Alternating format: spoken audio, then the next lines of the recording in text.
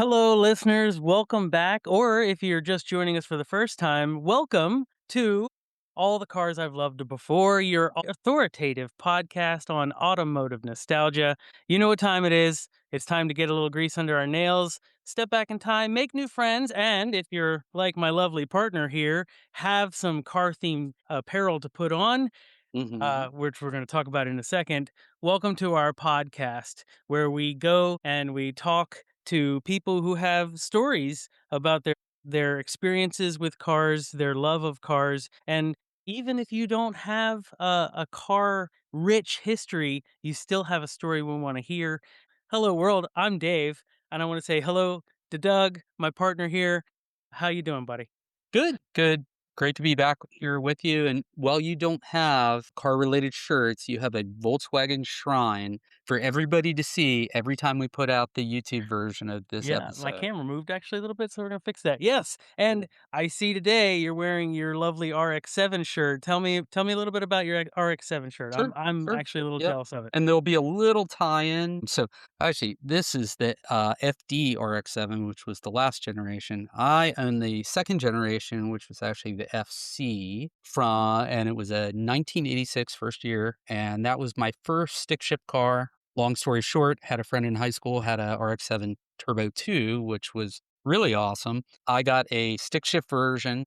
Got rid of my Dodge Daytona automatic, brand new, traded it in, not traded it in, but my sister got it. And I got a 1986 red stripped RX-7. It had air conditioning. It did not have power steering, did not have power windows, but that was my intro to driving stick shift because my friend and friends who were driving stick shift. And yeah, I kind of never went back. Still love stick shift. Still own two stick shift cars. Don't drive them very much, but still a huge fan of Mazda. And as you know, Dave, we had a product launch manager from Mazda, John Leverett, on, and Yeah. his family had, I think, 12 different rotary engined RX-7s over the years, is what he said. Great episode. Yeah, it was a great episode. I really enjoyed it. If you haven't heard it, listeners, go back and listen to it because it is a great story. He was a wonderful guest. I wasn't part of that podcast at the time, but I am an avid listener. So I go back and listen to episodes all the time just to hear the stories, refresh myself. But is there any new updates in your world? No, just depending on when you're listening to this, it's January Yes. in Maryland, and And it's Dave and cold. I are both in Maryland. It's cold. I It's think we're supposed to get some snow on Saturday, I heard, maybe a foot. That's Well, we keep are us on the other busy. sides of the bay, so you might get more than me, or I might get more than you. It all Right. depends on how the Yeah. storm goes. The But bay yeah. always screws it up. We're never sure who's gonna get much. Yep. Yep. And one of our guests is up north, and the other one's got a heavy jacket on. Sorry. Our guest up north has a heavy jacket on. We'll introduce them in a minute. And the other one has got a t shirt on because he's down south. Speaking of different areas, Yeah. do you mind if I throw in here listeners? Perfect segue. Thank you. So, yeah, going through the analytics because, we're kind of nerdy in this place. We ran through some analytics and we have some listeners from some new areas. Most importantly, we have some listeners from other countries. So, in Ipswich, Suffolk, in England, we have that. We have Lusaka Province. I cannot say province today. Auckland, Australia. We've got Bavaria. So we've got some literal heard around the world people. And I just want to say welcome. If you're from America, welcome. If you're from other places, welcome. If you like it, leave it a review and come back next podcast because we drop one every other week now. So we're talking to wonderful people. And speaking of wonderful people, why don't you do some guest introductions? How did we come across these lovely folks? Yeah, yeah. So we have, and you know, I love the family element. So yet again, we're lucky to have this time father and son. So Ruchin and Neil Kansal. Yep. So they are father and son. They reached out to us. They're also book authors, co-authors on a book called the Kansal Clunker, and we're going to talk a little bit about that, which was Neil, the son's introduction to a stick shift car, and his father being a great dad really encouraged him, and they had some great times and travels. And I've been reading the book; it's fantastic. But I don't know if they would consider themselves car guys, but everybody's got a car story. Exactly. Everybody has a car Yeah. story. So, gentlemen, thanks for joining us today. Appreciate it. It is our pleasure to be here. Thank you for having us, Yeah. Doug and Dave. Yeah. Yes, sir. Glad to have you. Thank you. And you too, Neil. Appreciate it. Yeah, and you can't see Neil right now if you're listening to the audio version of this podcast, but he's got a logo for his book, being the co-author of the book, book called the Kansal Kansal Clunker. Clunker. Kansal referring to his last name, the Clunker referring to the car. The car did have a more interesting name. Gentlemen, what was the name of the car? Teggy, our 1998 piece of junk Acura Integra. That was, Yeah. no longer a piece of junk by the end of it. And can you tell us a little bit about the whole process? Like this was during, I think you were already driving, Neil, but I think maybe you had a similar interest in stick shift. COVID came around, something to that effect. But if you gentlemen can fill us in on the kind of start process and then how you ended up with Teggy, and then we'll probably loop back to first cars, especially with Ruchin, who's had quite a few. Sure. Yeah. So actually, funny story. I got Mhm. my driver's license the day before everything shut down for the pandemic. So I made Wow. it right by the wire, and I'm really thankful I did. But that meant I spent my whole pandemic being a new driver and spending every moment obsessing over my car Mhm. and driving around. And, somewhere in there, I developed this fixation in my mind. Hey, I really want to learn how to drive a stick shift. And that's where it snowballs from. Daddy, you want to take it from there? So Neil said, Dad, I want to learn how to drive a stick shift. And I'm like, Mhm. okay, fancy idea. You will. When we find a stick shift car, you can. And so I kept, nudging him towards, yeah, we'll do it in the future. But then the pandemic just kept things shut down. Mhm. And I was like, okay, let me humor him. And I just crazily said, let's buy a stick shift. You can learn and we will set it off. And that's where it all began. Let's buy you a stick shift. You can learn and we'll set it off. And my wife got the wind of it. And Mhm. she's a physician. She was in the hospital on the front lines. And Oh. she was like, you guys are crazy. You cannot be spending any money on this. And she was very gracious. She set a budget of $5,000 to do Mhm. this work. And so it snowballed into let's buy a stick shift, learn it. Why don't we buy a really beat up stick shift? Also learn to fix it because we have all the time on our hands. And then it became now that we have that, why don't we drive it someplace crazy? And we are now just idea storming. Maybe we can drive to Maine, maybe we can drive to Rhode Island. And then we're like, why don't we drive to someplace crazy? And that someplace crazy became Mount Evans, Colorado, which is the highest motorable road in the country at 14,130 feet. Right. So we set the goal of, we're going to buy used car, we're going to fix it, we're going to learn how to drive stick shift, and then we'll drive it at crazy place. And that's what the project came to be. Yep. This is a great story. I love this Yep. story already. Yep. Yep. It's aligns with a lot of our listeners and what they've been through, Dave. Maybe it aligns with your Volkswagen Alice. I'm not Yeah. sure. Maybe not the Oldsmobile, but the Volkswagen. So yeah, a lot of great stories tied back into that. And what a great dad for humoring his son and you guys having fun together. And Neil, what got you interested in stick shift? I mentioned that I had some friends in high school, and who knew? My parents didn't have any stick shift cars when I was growing up. So just curious, what got you? What lit your fancy, so to speak? Yeah, honestly, I think Teggy and I were the first ones in my town to start driving stick shift in high school. And really, I think the fancy might just have come from too much time to binge watch Fast and Furious. I can Gotcha, pinpoint gotcha. a clear moment, Yep. but It's funny, Dave. You remember John Clock, who we had on, Yeah, who of course. few episodes ago. He is the expert at trading up cars, Oh saying with my a goodness. $300 car to a 3,000 to a 15,000, fixing it along the way. But he said he and his brother were hooked because of Fast and Furious. Yeah, it's a disease. It catches you. It's fun. It's a shame that there aren't more stick shift cars, but there's all these memes and whatnot out there about save the manuals. So really appreciate you guys going through those. Okay, so I have a couple questions that they're just Do it. boiling inside of me. Do it. So, Take it. as you've heard, I have a Volkswagen Beetle named Alice. So I have to ask, where did the name come from? Where did it come? Like where did it originate? How did it solidify itself in your car's life? So I'll start the story and then Neil will finish it off. There wasn't a name when we started looking, and when we started to look for a car, we had criteria. The car had to be at least 20 years old. It had to have at least 150,000 miles on it. It had to be drivable so we could drive it home. And it had to be, within the budget. And we started to look, and we looked at a RX-7 and Mitsubishi Eclipse and so on and so forth. And then finally found this Integra listed 100 plus miles away from our home in Amherst, Massachusetts. And we drive there to test the car, and it is an Acura Integra, like we said. And I think right there, Neil, right? That right there, you named it? I think I might have. I mean, Teggy might not have been the most original thought. I know people here and there have gone through and called Integris Teggy in the past. Mhm. But I think getting there and seeing that car, making our deal on it in this Turkish bazaar style yard sale, felt like the car already had so much personality. And it felt wrong to not immediately start honoring that and calling it something it was worthy of. Wonderful. I love that. It's just, sometimes when you see a car, especially when you're like taking it sounds bad, but like taking ownership from somebody else, you automatically start making an idea of your mind where you want to go with it, what do you want to do with it, and coming up with an idea. And sometimes the name just pops in your head. So, like in your case, you saw the car. Yeah, it's an Integra. It doesn't mean it has to have the name Teggy, but that's the name that popped in your head, and you just went with it. And I honestly cannot remember because I've owned Alice since I think it's been 22 years this year. Wow. And I can't remember where Alice kind of came from, but it's been Alice since the pretty much the day I bought it.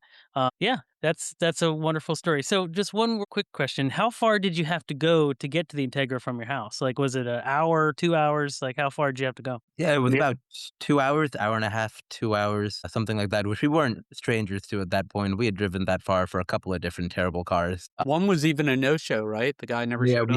we had a no show on a Mitsubishi Eclipse. Yep, Yeah, that no, happens. it happens. It's all part of it. But yeah, it was about that far away, and lucky for us, Teggy made it home after that. That's the first victory, right? You made it home. Yeah, exactly. Wonderful. So, talking about cars, is Teggy the first car you've named? First car I've named. Yeah, I think it's the first car we have named. We have had a few before, and we have had a few of our daily cars, but I think we have only named two cars so far, Teggy and Alpha, which was our second project car. Wonderful. Uh, yeah, yeah. But now that we say that, maybe we should name all of our cars. Yeah. They have to earn the name though. It's one of those things where you can't just pull it out of thin air and just start. You gotta find the personality, and I think Mhm. that really matters. But talking about first, let's go hop in the Wayback Machine. Let's talk about your first cars. So if Mr. Ruchin would like to go first, what was your first car? What got you on the road for the first time? 26 Mitsubishi Galant. When I was growing up, I would watch Himalayan Car Rally all the time. And in Himalayan Car Rally, Mitsubishis were one of the premier featured cars. And I always had stuck in my mind I have to get a Mitsubishi Galant. And when I was a student getting my master's on a scholarship, there was a one for two sale, not really one for two sale, but a sale going on at the local Mitsubishi dealership, end of the year sale. And I said, hey, I have to get a Mitsubishi Galant. I had no money, I had no budget, but I had to have a Mitsubishi Galant, and that's what Impulse is. So not only did I get myself a Mitsubishi Galant, I convinced my roommate, who was also a master student on a scholarship, to come with me and buy a Galant with me. So we actually went to this dealership, drove back with two Galants. Mine was a silver, his was a green. And now we had two Mitsubishi Galants, poor students with no money, with brand new Galants, gallivanting across the city. And that was my first car, but man, that car was so great. It took us all over the country. My wife, when she joined me, I drove to the airport, picked her up in that car, and with her, we navigated so many states across the US. And I'm talking 97, we were young then. Yeah, it became part of, we couldn't think of a life without it. It was just such a wonderful thing to have. It was third member of the family. Wow, that's amazing. And how long did you keep it? We kept it for 2 years. And at that time, I decided to go back to school to get my MBA. And so we had a tough decision to make, keep it or sell it. Again, we were still poor students and poor, starting out.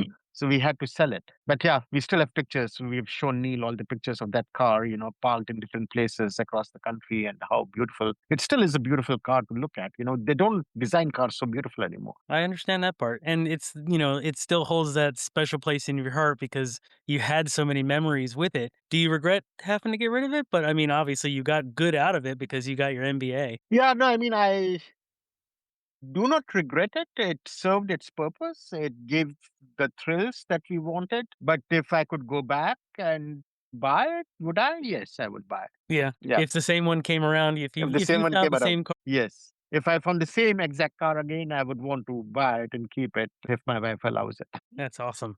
Well, thank you for sharing. Yeah, so just real quick, once you got done with the Galant and got through your part of school, what was the second car after that? What did you go to next? Zinc yellow Ford Mustang. Zinc Okay. one. Okay. Brand new.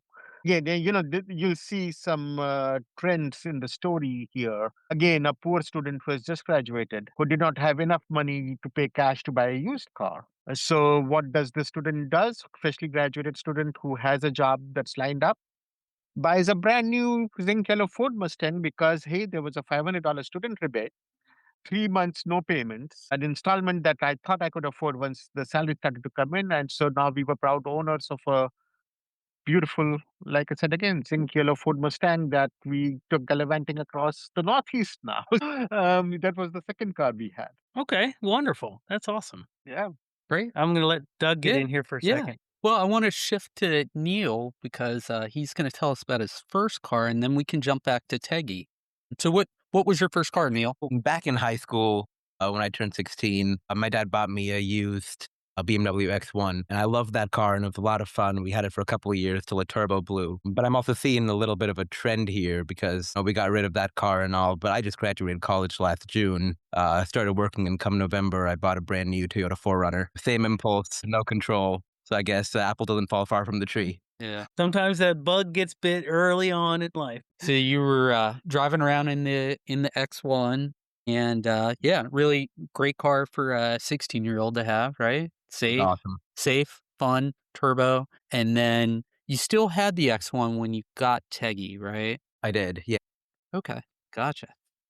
So, and then that's when the whole stick shift thing happened. So, speaking of Teggy, I'd really like to share with our listeners what led you guys. The book is great, and there's so many great, parent stories. Your mother slash and your wife was referred to as the CFO, which I love, and there were lots of tie-ins to travels and back to India. Really, really great stories. But what got you?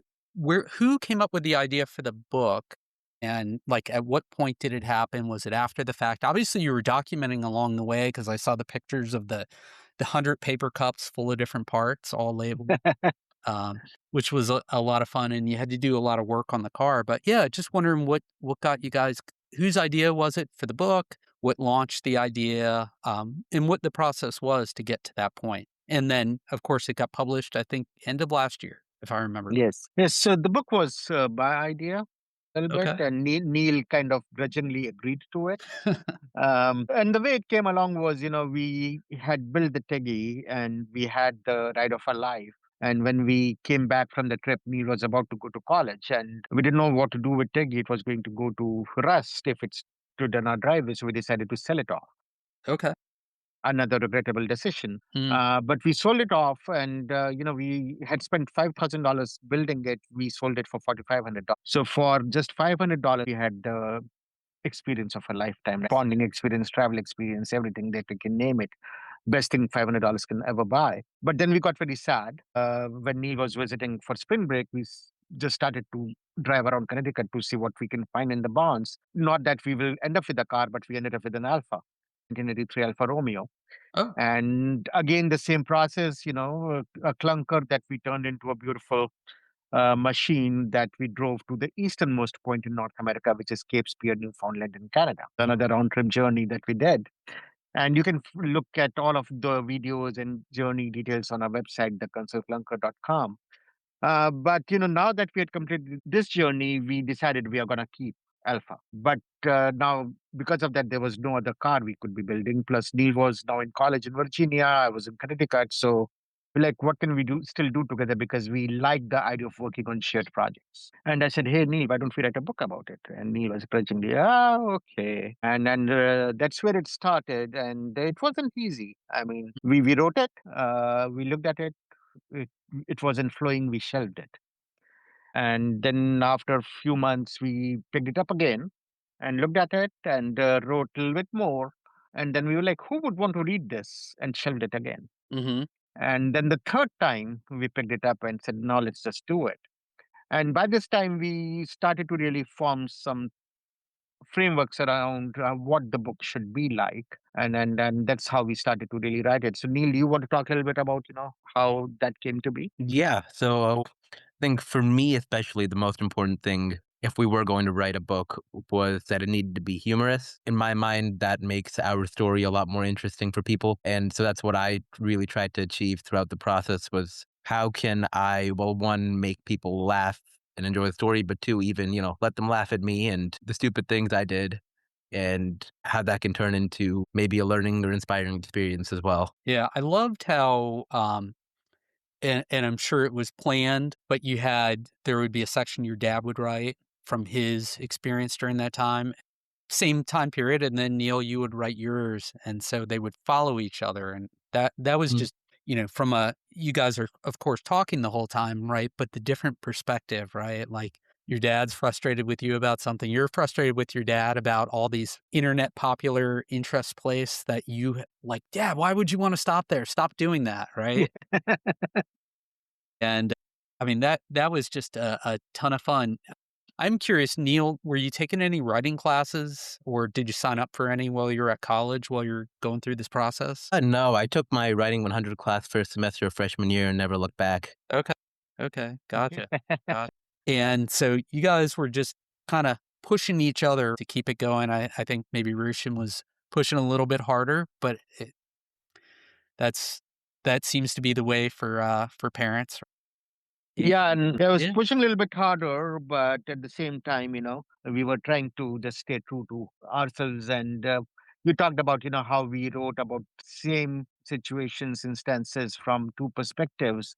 And I think that's the key part of this story that you know all of us look at situations differently, but we never come together on a common point of view on those. But if we can, there is so much learning, so much relationship building, so much trust building that happens in the process as to why am I looking at this way, why are you looking at it this way, and then you hear the Mhm. backstories, and that's where the magic really begins to happen. And I think that's what we want people to really take away from this. We have tried to stay very true to what was it in our heads. And at times, we feel we had to be a lot more vulnerable because we have really put our lives out there. But that's where I think, people can really see how by being vulnerable and sharing, can you really create magic and do a lot more together. And that's what we really want people to take away. I Yeah. love Yeah. the idea of having both perspectives because, especially from a father son dynamic, because I know I love my father, exponentially, but if I had to work on a project with him, there is going to be a butting of heads because we both have very, I don't want to say strong personalities, but we both have our own ideas and sometimes they don't mesh. So I love that you guys are writing from the same experiences from the two perspectives, and I think that it really does help sell the story too, because you get to see it from the older generation and the father side, and then the younger generation, the son side, and so I love that dynamic. And then to add on top of it, you have these adventures that you guys are going on too, which is awesome. So I think that's a great thing in itself that you guys are spending that time together, building the cars and then taking the cars places. That's just awesome.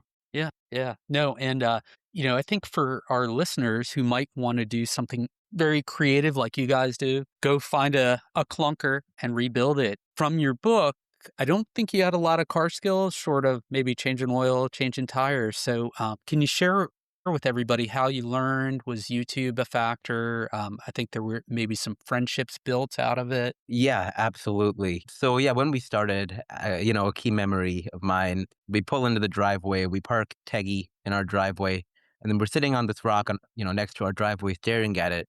what did we just do? We didn't know where to even start, what to do, how to do anything. I mean, I had never taken off a tire off of a car before that. And so there was a lot of learning involved. I mean, we did a full tear down on the interior. We repaired and replaced panels, fixed wiring, Mhm. wrapped the whole car. And all of that knowledge came, yeah, a lot from YouTube, a lot from endless Google searching, but also from a couple of friends we made along the way. And I thought that was really cool. So one of my, who's still a friend of mine now, I was talking to him yesterday. He sold me a door handle for Teggy because he had one that had been totaled out. I went out there and I met the guy. I bought the door handle from him, and then, hey, how do I do this? And if he knew, he would tell me. Mhm. And from there, like we're friends. What, six years later? It's Yeah. also dynamic that every time we talk to people who are building or rebuilding cars, they're always a little bit of like that apprehension of asking, how to do something. But as a car culture, we want to spread knowledge when we have it. And so, like, it's amazing to hear how many friendships come along through this process because you go, hey, you know anything about, this and this? And they go, absolutely. And then, boom, friendship sparked. And now you're Yeah. 6 years later, you're still talking to the guy, even though that door handle's been, here and gone a long time ago. Yep. Yep. Yep. You're helping them in many ways. If they love Acura Integras, they love Acuras, right? They should want to help you, right? Because they're helping that dream, that thing that's important to them. Maybe it was, a car that they had in high school, right? You're just helping continue recycling the parts, right? If you didn't buy that part from them, it would end up in the garbage probably, right? And so that part lives on. It doesn't end up in the garbage, right? And listeners of the show know I own a DeLorean. If not for the powerful community, they only made 10,000 of those cars, or about 6,500 left. If not Yeah. for a few things, one being the power of the community, two being Back to the Future, and three being when DeLorean went out of business, they had a ton of extra parts. And this company in Houston ended up buying all of it. And then between that, there have been people who like the DeLorean and they're like, hey, if I do this, I can make it better. Or, hey, I can build an engine swap kit. Or I can design some fuel injector retainer system, which I bought, just to keep the fuel injectors in better so they seal better. So, that knowledge could turn into somebody's career. And I know, Neil, I'm pulling from the book. I think there was a little bit of interest in maybe becoming a surgeon while you were wrapping the car, maybe. And I know your mind changed, but, you never know where it's going to go. And cars just bring people together. They really do. Fathers, sons, fathers, daughters, friends. That's how Dave and I met. Yeah, it's fantastic. And, you guys are, some people might say you guys are doing the Lord's work, keeping the old cars going. That's what we say to my DeLorean friend who's always fixing DeLoreans for other people, because there are just some things you couldn't, that is, even though it's a poorly built car, is such a weird combination of different cars and different pieces and just all this knowledge that nobody could have it all. But thanks to a community, I'm sure you probably found an Acura community, you probably found an Integra community for Teggy. So Yeah, and then the key thing here is people like stories and people like to be part of stories. yes, Yeah. And that's, I think, what this project did to us and all of the people who became part of our story. Because yeah, I mean, car was just a medium, but what we were really building were friendships, were experiences, were memories, and then relationships. So yeah, I mean, people are nice. People want to help people, and projects bring people along really well. yeah, yeah. No, it's Well, I just appreciate you guys sharing your story. Before we slow this down and head for the off ramp, as we like to say, Neil, what are your thoughts on this brand new Toyota that you went and bought? How do you feel about it? What are your thoughts? Oh, it's fantastic. All the fifth gen diehard fans are hating on it. It doesn't have a V8, doesn't have a V6. I'll tell mhm. you, the four-cylinder turbo engine, phenomenal. Really smooth. Actually picks up on the on ramp. No, I love that Good car. gas mileage. Significantly better. Yeah, yeah. Yeah. And you just reminded me, I had a '03. I had some crazy, you know, here we go about just impulsive decision. I went and I think I had a Mercedes ML 320, which I bought Yeah. used, which was kind of a junker. And then I'm like, I'm gonna go buy. I got some raise or bonus at work, so I go and buy '03 Toyota 4Runner. And Mm. then shortly thereafter, I had to start driving to Virginia, and that thing got it was a 6-cylinder with a 4-speed automatic. That thing got the worst gas mileage. I ended up selling it, and I just bought a used 1998 Honda Accord, which was a fantastic car. And after that, my whole family, including my parents, who were American car people, they all started buying Hondas. So it's funny how it catches on, but I mean, you can't go wrong with the Toyota, and it's funny because people want to take the older Toyotas, including Land Cruisers, and put a big lift on them. And I was talking to a friend of mine, and I'm like, "Hey, why don't you buy the Lexus version?" He's like, "Well, the funny part is the Lexus version is actually worth less because people want the 4Runners, they want the Land Cruisers." So Yeah, I'm sure you run into some of that. yeah, it's a mafia of sorts for sure. Yeah, that's That badge funny. is desirable to a lot more people than the Lexus. Yeah. It's one of those things where, well, even our mutual friend and previous guest, Megan, has the old school 4Runner, and, she loves that thing too. Yeah, it was a '83, something like that? Land Cruiser, and not a 4Runner, it's a Land Cruiser, Yeah, but yeah, Toyota. and it's one of those things that if you treat them right, they take care of you forever. That But, yeah, that's awesome. I'm glad you have a good, reliable car to get you back and forth to school. So, Mr. Rushin, what are you driving now? So funny, I'm driving a Lexus hybrid. Alexa. No Yeah, disrespect to Yeah. the Lexus. hybrid. Yeah, yeah. It's a Lexus ES hybrid. It gives me 45 miles per gallon. It's a great commute car. Heard that. And it's a hybrid, so it just picks up like any sports car. So I love it, and I hope it lasts me my lifetime.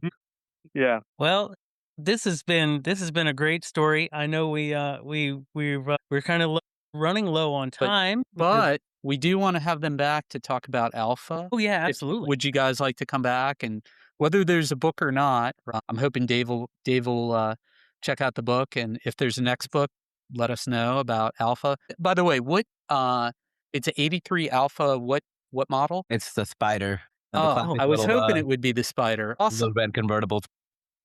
Yeah, yeah, yeah, and you took it on a long road trip, so with a British car on a long road trip, that had to be interesting. That one was something. We'll save that story for when we're back. yeah, Don't because give it I away. have some questions too. Because if you're a fan of Top Gear, you know that the original three, they love the Alfa Romeo look, but they Yes. don't speak highly of the reliability. So we're gonna save that for next time too. Oh But yes. I want to thank you guys for being here. To our listeners, if you'd love to reach the book, you can find the everything, including pictures and videos and the book at the consulclunker.com. Console spelled Kansal, clunker spelled normally, but the consulclunker.com. And you can find the book, same thing, consulclunker.com/book, or anywhere books are sold. So please do us a favor. If you want to hear more of the story, see more of the story, if you're listening to this, go check them out. And I just want to thank you both for being here, and to Doug for bringing me back and having a Yeah. wonderful conversation, making new friends. And I just want to say thank you for all the listeners for joining us. If you like us, sorry, dog stepping on me. So there's a dog in my lap. You can't see him, but he's sitting there. He's there. So thank you all for joining us. You've just heard the high revving, low mileage, late model heard around the world authoritative podcast on automotive nostalgia. He's Doug. You can reach him at Doug@carslove.com. I'm Dave. You can reach me at Dave@carslove.com. That is Ruchin and Neil. You can find them on their website, theconsulclunker.com, Kansal. And please, if you enjoyed our podcast, give it a like, give it a review. Tell your friends, tell your family, tell everybody, and you can find everything associated with our podcast at our link tree, lanktr.ee/carsloved. And I just want to say again, thank you. Join us next time when we have another wonderful conversation, and join us when we have Rushin and Neil back to talk about the Alpha.